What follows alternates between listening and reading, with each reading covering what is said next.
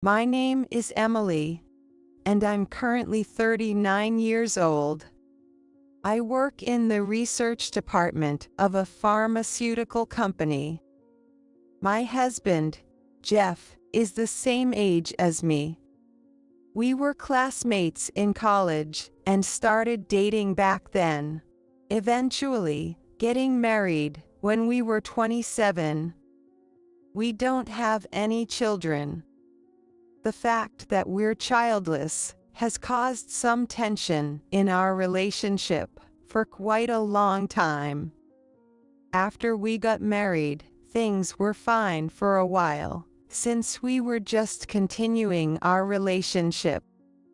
But around the second year, when I was about to turn 29, things started to get a bit strained. It all began with a holiday greeting card from my in-laws. Do you have kids yet? It had a message written by my mill, Sarah. What was with that holiday greeting card, anyway? When I guessed that, Sarah was subtly inquiring in her message, "Children are a blessing, so it would be great if you could have one." Jeff started saying, "But we should really have one soon, right?" Well, I was open to the idea of having kids. But Jeff began repeating it, just because I guess he was prompted by his parents. Then, the "do you have kids yet" comments from my in-laws didn't just stay in the holiday greeting cards. They started saying it to us in person whenever we met. And it didn't stop there. They began with superstitious beliefs, like wearing red underwear supposedly helps in conceiving, and even gave it to us with instructions. Other than that, red beans paste are supposed to be good for fertility, and they sent us a bunch of dried red beans. The superstitions escalated to things like, our neighbor got pregnant, so I got some rice from her.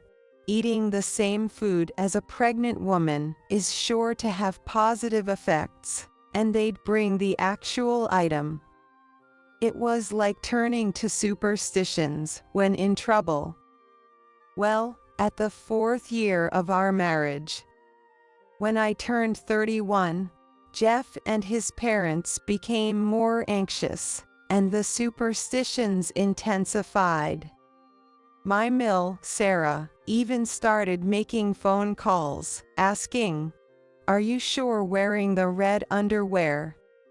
I just gave non-committal answers to appease her.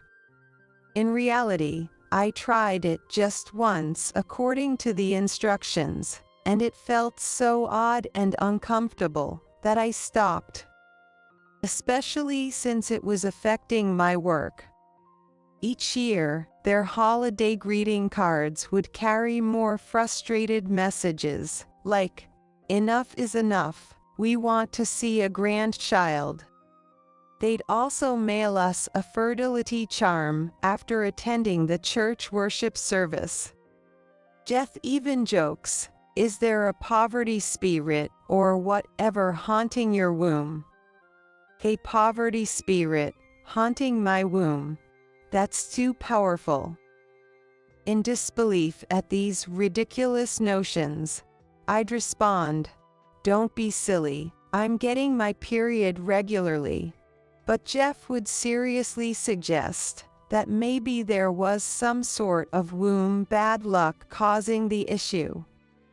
At this point, I felt compelled to start fertility treatments. Many couples hesitate to pursue this due to the fear of straining the relationship if a problem is found with their partner. But we were already strained due to those bizarre superstitions. So that was our plan to start fertility treatments in an effort to smooth our relationship. And we got the results.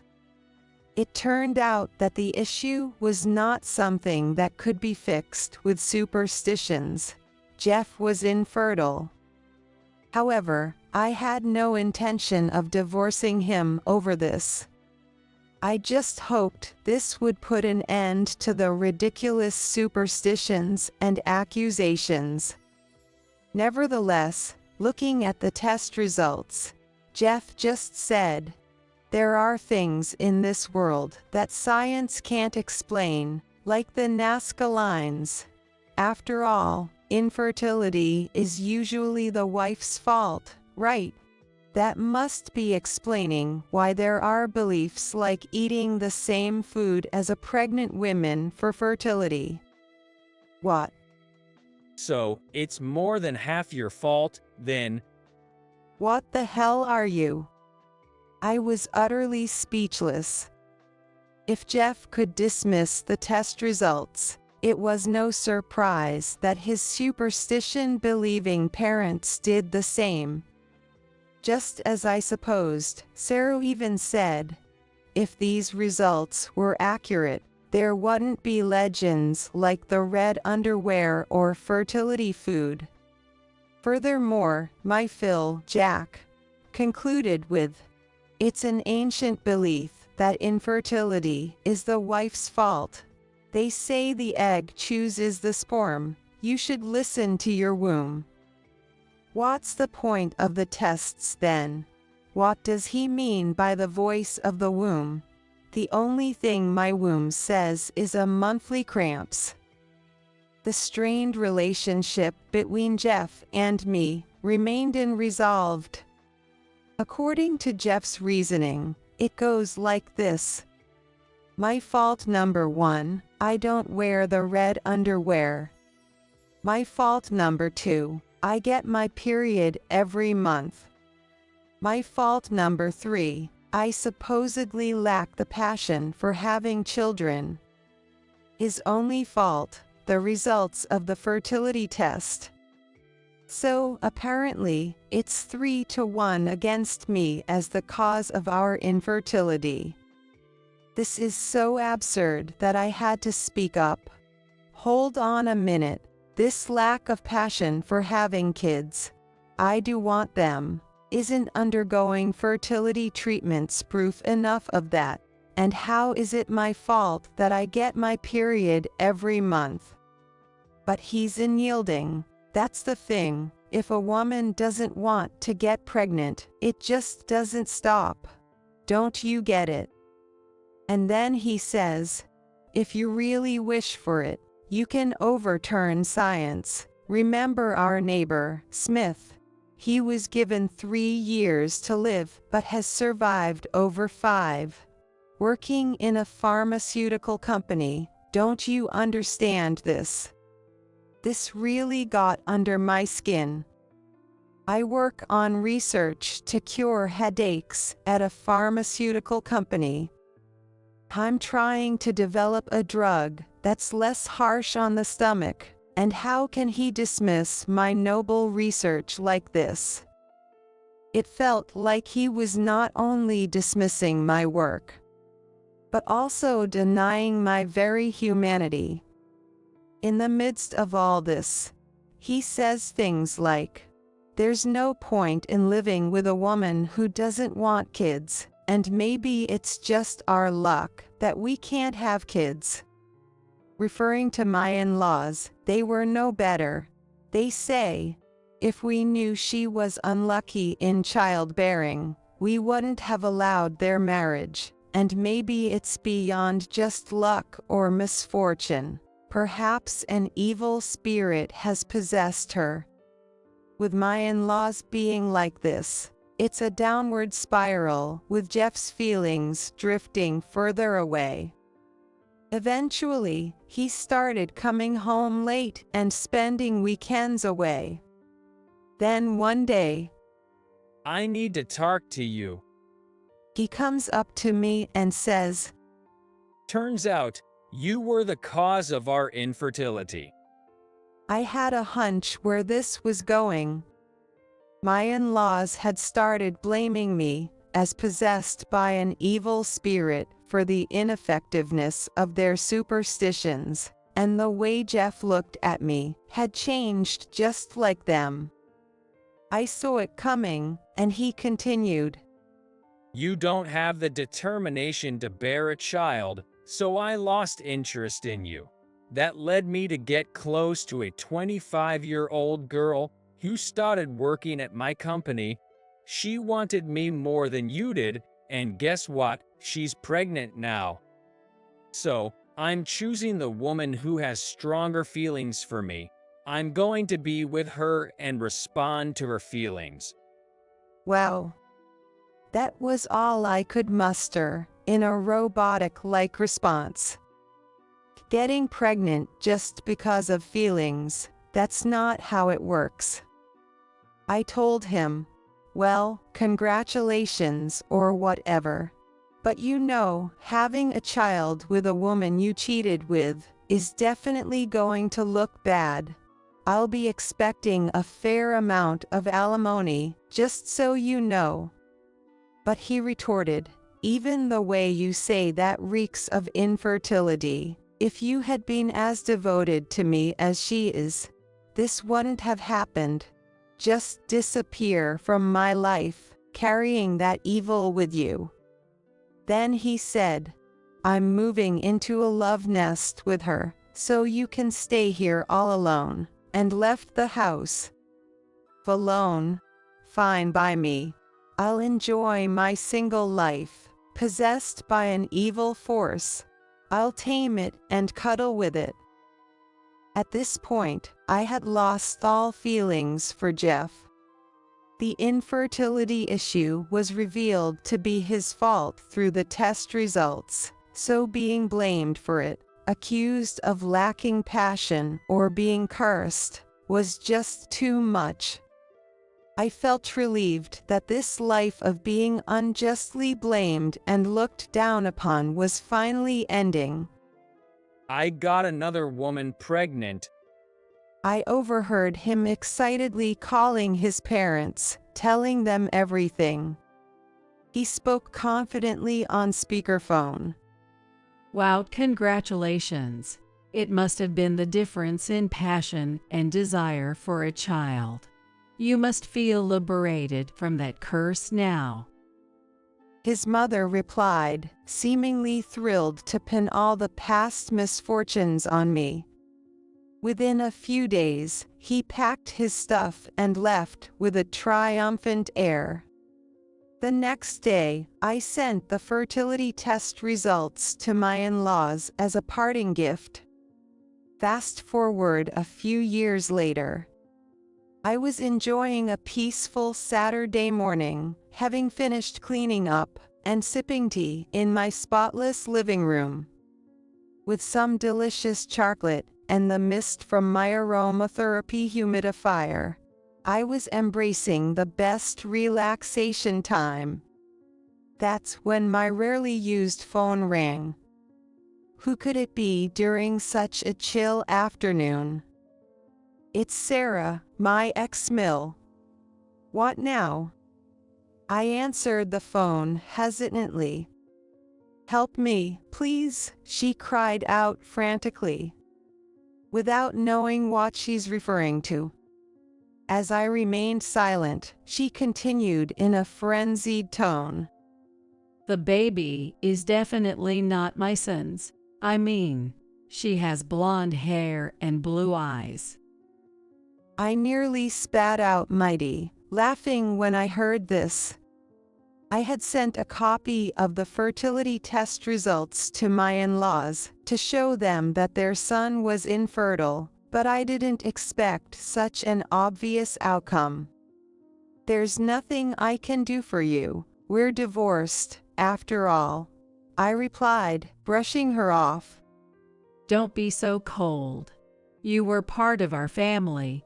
That means something, right? What kind of connection is that, anyway?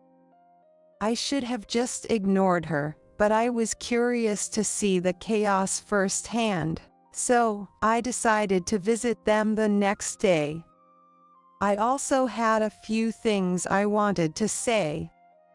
When I arrived at their house, Jeff, his parents, and his second wife were all there. His new wife wouldn't even make eye contact with me. Not surprising, considering I took a fair amount of alimony from her in the divorce. Her name was Megan, if I remember correctly. She might be considered cute by some standards. As soon as I got there, Sarah began to rant. The child she gave birth to belongs to a total stranger. We supported them wholeheartedly. We even went on a pilgrimage to ensure a healthy baby. She fumed. I didn't ask for any of that. And you just used it as an excuse for a lavish trip, didn't you? Megan snapped back. Enough, both of you. Anyway, it's clear the child isn't my sins. Jack tried to mediate without any meaning. I couldn't help but laugh. Why am I even here? It's obvious the child isn't mine either. It's about money. You are where it all started, so we called you, Sarah accused me loudly. It's because you extorted alimony from us. Megan added, directing her anger at me. Then she turned to Jeff, yelling, "This guy lied about his salary when we started dating, twice as much. If I knew he earned so little, I never would have married him. I don't want to raise a child that's not mine. And you, always nagging about money." Jeff lost his temper too. And they all teamed up and laid blame on me. It's all because you took the alimony. I scoffed at their behavior. If you're blaming your troubles on the alimony I received, then the root cause that forced you to pay it, what on earth was it? They all shrank back, clearly hitting a nerve.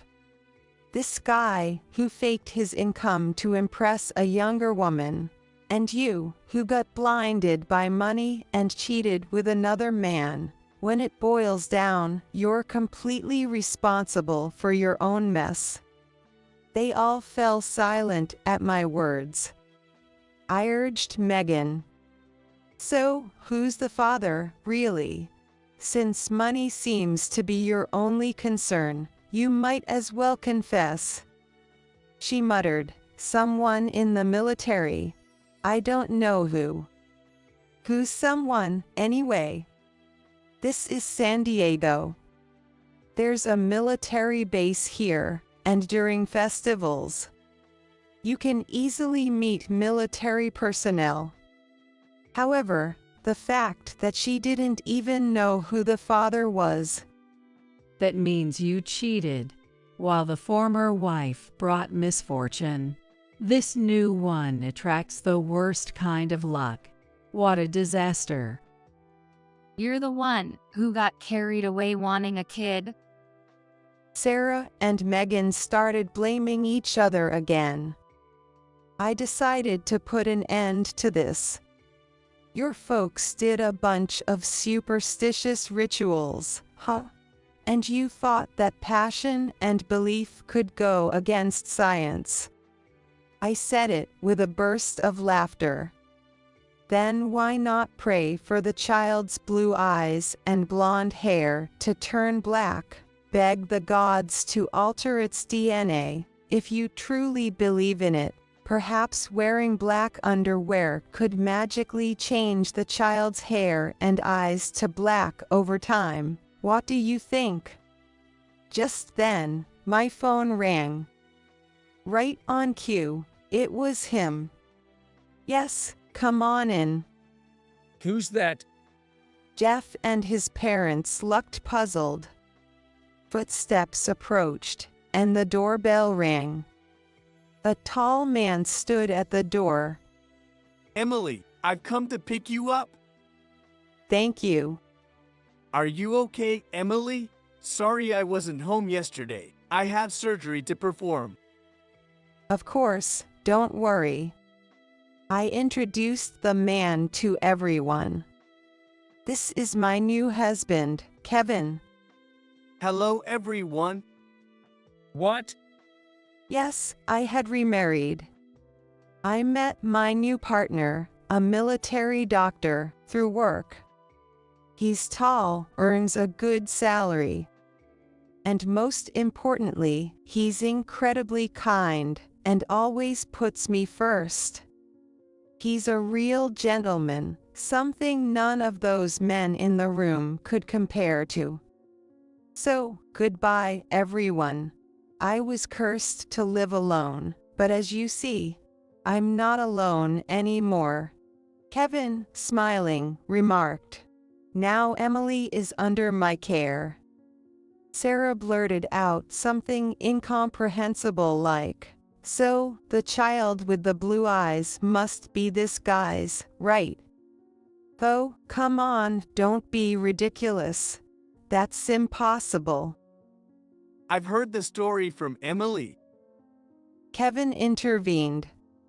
It's okay to be superstitious if you just want to boost your chances a little. But bringing others down for the sake of superstition doesn't lead to happiness. You shouldn't use superstitions as a reason to blame someone else. And isn't it said that what goes around comes around in the United States?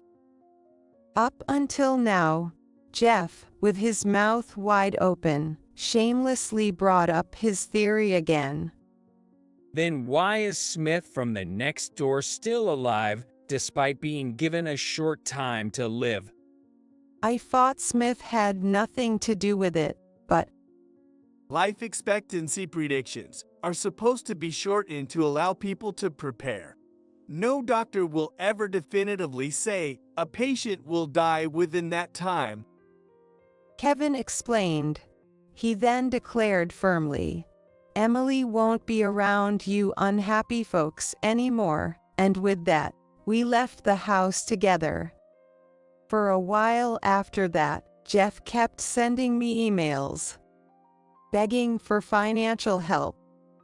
According to his account, Megan eventually left his home, leaving behind the child whose parentage was uncertain. She might have gone somewhere far away after giving up on him due to his lack of money. Now, Jeff is living in a state of confusion and hopelessness with his parents, taking care of the child with blue eyes and blonde hair. Serve you right, no way I'm helping. Emily, today I went to a special place to perform a ritual for attracting wealth and luck. It was like a magical experience, something meant for wishing prosperity. Handing me a small package when he returned from an outing with friends. Oh. Inside was a tiny ceramic clover for my wallet. A 4-leaf clover for good luck. But above all, it's just so cute. Yes, it is. Cute, and a bit of good luck is just enough for us. My husband picked a green clover, and I put a pink one in our wallets each. We laughed together,